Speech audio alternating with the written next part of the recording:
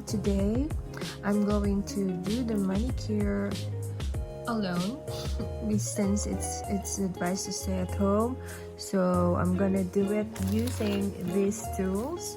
So if you're new to my channel, hi, nice to meet you guys, and to my fellow subscribers, enjoy watching guys. So I hope I can also help you through this video. So I'm going to start with the tools that I'm going to use. Nail file, this one, nail polish remover, cuticle sanitizer, which I've got from the Philippines, and this is the hand and nail serum from Crown 5, water,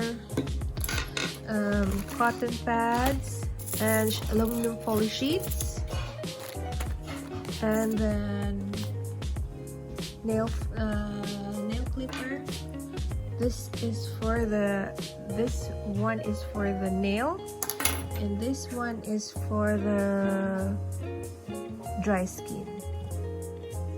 You see it clearly, which I just recently broke this. So, patay ko ano. Maglisod ko ano. And I have spare, which I bought here actually. And this is for the support. Pushers. I have two kinds of pushers. And the buffer for the nail to make it smooth. Brush. And then nail cutter. And a nail file just in case you need that, and a small one. And that's it. So I'm going to begin now.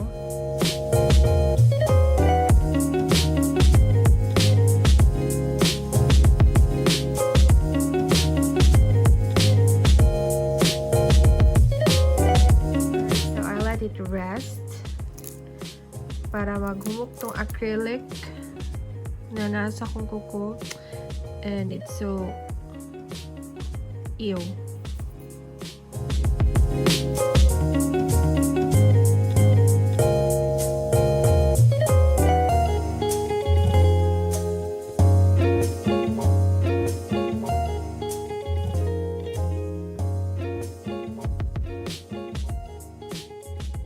I see na wala pa kayo siya naghumok, so mag-add ko gamay na wala